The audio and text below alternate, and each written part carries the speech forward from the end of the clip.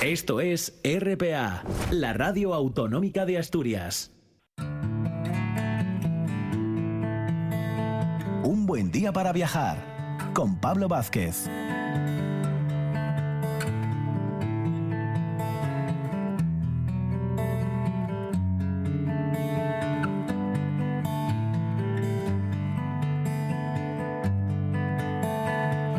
Enamorada de San Juan, colaron del no es suya, dejando funda una pena y la nuez alma valerá.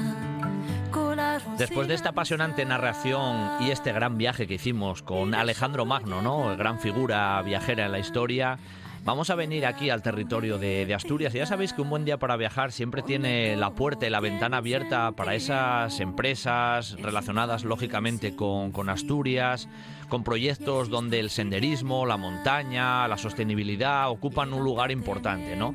Y en este caso tenemos una que se llama Asturian Ways.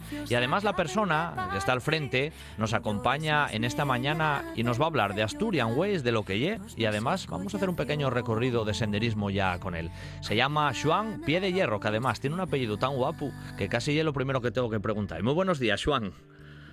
Buenas, Pablo, ¿qué tal, hombre? ¿Cómo estás? Bueno, un placer, que estés con nosotros aquí, que decía yo que tu apellido es muy propicio para el tema de la montaña. Es que Pie de Hierro, Joan, menudo apellido, Bueno, en este caso el apellido no debería tener mucho que ver, porque mi padre ya es extremeño, una zona que, bueno, sí tiene zona de sierra, pero donde yo mi padre mucha sierra no hay. Pero bueno, yo un tema bastante curioso el tema del apellido, porque además yo quise escarbar en su momento, ver un poco la procedencia y no te parece, no es fácil, es complicado dar con de dónde viene. Seguro. De hecho, esto daría para otra sección, ya te lo digo yo. Vamos a dejarlo ahí apuntado, Joan. Bueno, por cierto, casi lo primero que te tengo que preguntar en realidad, ¿qué es Asturian Ways? Pues Asturian Ways es una manera de gastar zapatillas, básicamente. A ver, nosotros somos guías de montaña, somos guías turísticos, también somos instructores de marcha nórdica y agencia de viajes. Básicamente lo que hacemos es un poco organizar actividades relacionadas siempre con la naturaleza, el senderismo, cultura, patrimonio al aire libre. Es un poco la idea que nos mueve, ¿no? Es un poco el sentido de las actividades que hacemos. Había visto eso, en las actividades tenéis eso, un abanico amplio, ¿no? De temas de senderismo, de marcha nórdica, que, bueno, y un tema a lo mejor menos conocido aquí en Asturias, Joan. Sí, y un tema que viene principalmente de la zona del norte de Europa y centro Europa, y en España venía teniendo más tradición por toda la parte del Levante y algunas grandes ciudades y demás. En el norte no estaba muy asentado, pero ahora mismo se está, entre comillas, poniendo de moda. Eso es importante. Bueno, digo ya de cara a los oyentes que tenéis una página web donde se ven muchos de estos aspectos para conoceros, los proyectos que desarrolláis, etcétera, etcétera, que bueno, es tal cual, asturianways.com, con lo cual se os localiza fácilmente. Por cierto, Joan, hoy venías ya prácticamente, no va a ser la última vez, un recorrido, de estos de senderismo por Asturias que nunca se agota, ¿no? Y que Asturias es una riqueza en ese aspecto. Pero antes de meternos en la ruta, ¿desde cuándo está funcionando Asturian Ways? Pues llevamos unos 2 años más o menos funcionando, un poquitín con la idea de hacer un poco de actividades un poco distintas, un poquitín relacionando turismo con naturaleza, con ocio, con pasarlo bien, que es importante. Hombre, claro. Un poco, llevamos como 2 años funcionando. Bueno, sois casi hijos de la pandemia, porque 2 años fuisteis aventureros, Joan. Sí, hombre, sí, pero bueno, hay que lanzarse, no te vas a quedar en casa esperando que vengan a buscarte. Tienes razón. Bueno, ¿y a dónde nos vas a llevar en esta primera ocasión? Nos vas a llevar, si no me equivoco, un poco hacia la zona del interior, por donde el agua también algo tiene de protagonismo, ¿no? Pues sí, a ver, te cuento un poco, tiene que ver un poco con las actividades que nosotros organizamos. Sí. Las excursiones que hacemos de los domingos solemos organizarlas de manera temática. Entonces, tenemos una temática de excursiones que va relacionada con cascadas y con el agua, que de hecho se llama Aguabá, donde le ponemos nombre a los ciclos. Y en este caso es una excursión que nosotros proponemos dentro de nuestro ciclo de excursiones de Aguabá, y nos vamos a una cascada que no es muy conocida de la zona de Aller. En Aller la verdad es que es un paraíso de las cascadas, porque la verdad es que hay muchas y muy interesantes, Y esta quizás es una cascada que no es excesivamente conocida, es la cascada del Negriu. Ujú. Por esta zona. ¿Dónde se ubica más o menos, así geográficamente, para hacernos una idea? ¿Cerca de la capital, del concejo allerano, lejos? ¿Por qué zona allí? No, queda más bien por la parte de Murias. Sí. Y la cascada del Negriu ya está casi muy cerquita de la frontera con León. Ah, ya amigo. Vale, sí, o sea, está un poco en la zona casi fronteriza, ¿no? Eso es, sí. Normalmente ya sabes que aquí ya conoces un poquitín la dinámica, casi radiofónicamente vamos a hacer la ruta un poquitín contigo. ¿Dónde hay el sitio donde normalmente soléis llegar y donde se suele dejar el coche, ¿no? Como casi norma habitual, y donde empezamos a caminar o a andar. A ver, esta ruta tiene varias opciones. Tú puedes parar el coche en Santibáñez de Murias, o nosotros solemos aconsejar más bien dejar el coche o dejamos el coche en Puentes Bello, porque allí es donde termina realmente la carretera, donde termina la parte asfaltada. Hay quien tira un cachín más, porque por pista con el coche, y si no le tienes mucho cariño a los frenos y al embrague, puedes tirar un cachín más, pero nosotros preferimos dejarlo ahí en la zona de Puente el Bello, porque después el resto del camino merece la pena. Típica pregunta en esta sección. ¿Ruta afallaiza y sencilla para toda la familia o un poco más complicado? ¿Pueden ir los guajes? ¿Cómo oye ese aspecto, Joan?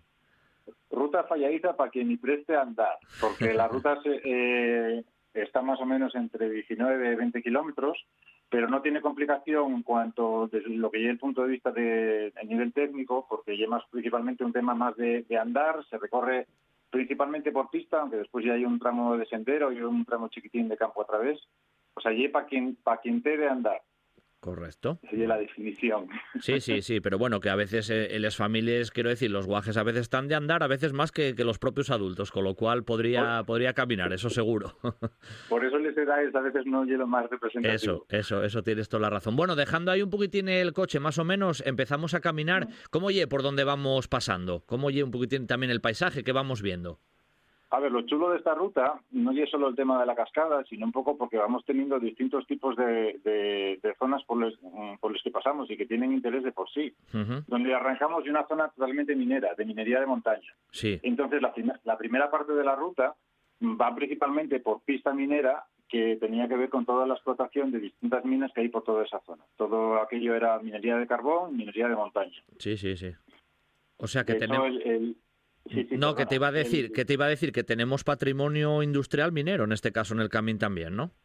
Claro, lo guapo de esta actividad, que va un poco por el estilo que nosotros intentamos variar las rutas, y es que tenga más de un significado, ¿no? Entonces, en este caso, tiene un significado de una parte más de ver una cascada, pero al mismo tiempo parte de naturaleza, de los baños típicos de montaña y, en este caso, también de patrimonio industrial, y un poco lo guapo, ¿no?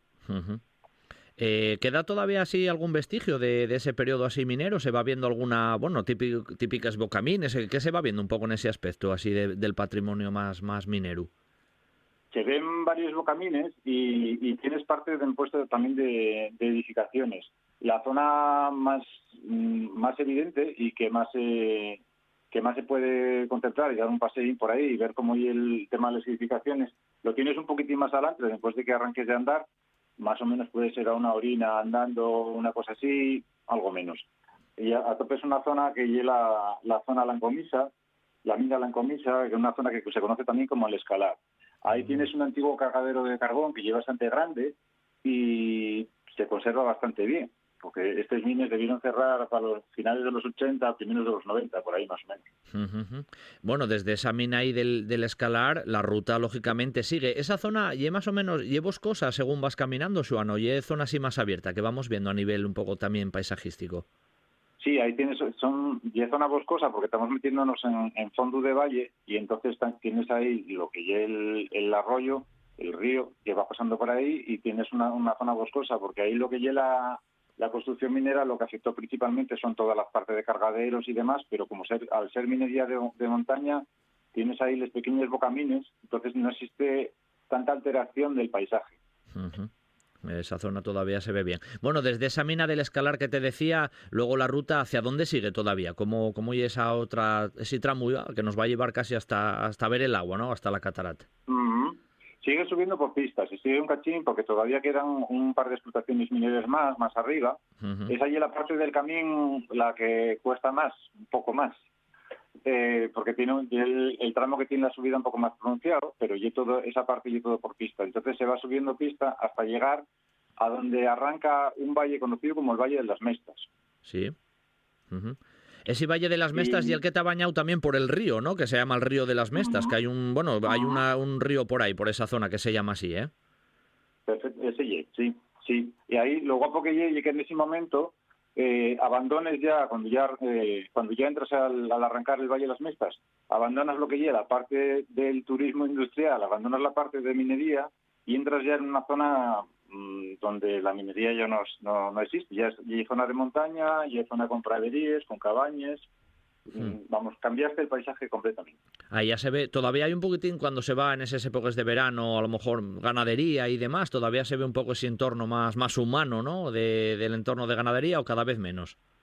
Yo creo que cada vez menos, ¿no? Algo queda, pero poquita cosa. Cabañas sí se ven, alguna arreglada, lo que pasa que yo no sé decirte si esas cabañas están arregladas de fin de semana o de cuidar el ganado. Correcto.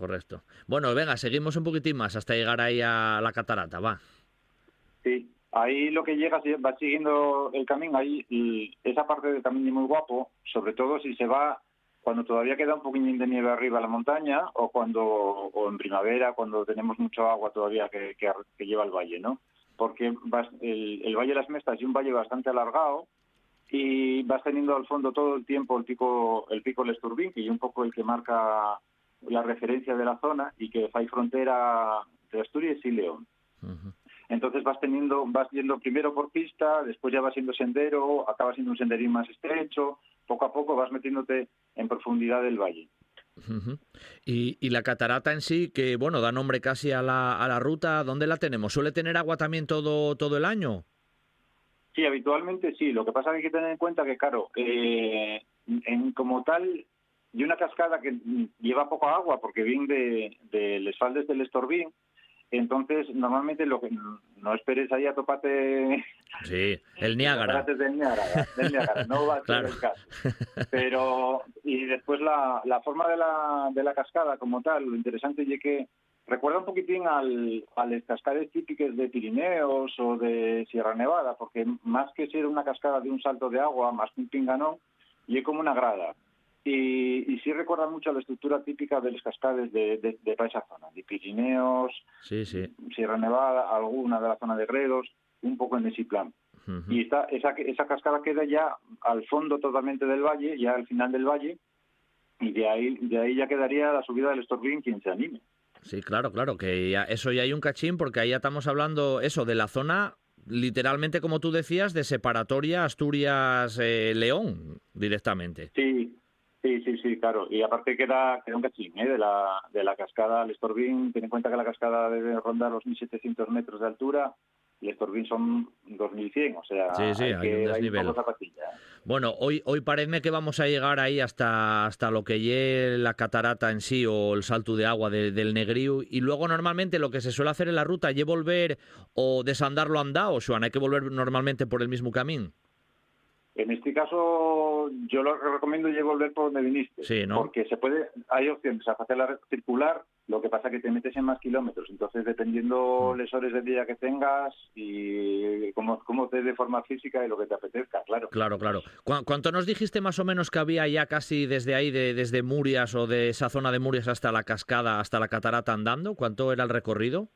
Pues si fuera de vuelta por el mismo camino, ronda los 20 kilómetros. 20 kilómetros. Bueno, sí, ya hay para pasar un día bien, ¿no? Y un paseín. Sin duda. Bueno, iba a decirte que, hoy para ser esta primera vez que entras con nosotros en Un Buen Día para Viajar, pues nos traías este recorrido de senderismo ahí por la zona del concello de Aller, que siempre es atractivo, esta cascada de Negríu, y además bastante poco conocía, como decía Joan, y hoy te agradezco, lógicamente, que nos hayas traído también lo que es la ruta en sí y, por supuesto, este proyecto, ¿no? Que lleváis desarrollando un par de años de Asturian Ways, que seguramente hoy no va a ser la última vez que entra. Joan, un abrazo desde Un Buen Día para Viajar y hasta la próxima, ¿eh? Venga, un abrazo, encantado, Pablo. Gracias a ti. Chao. Gracias.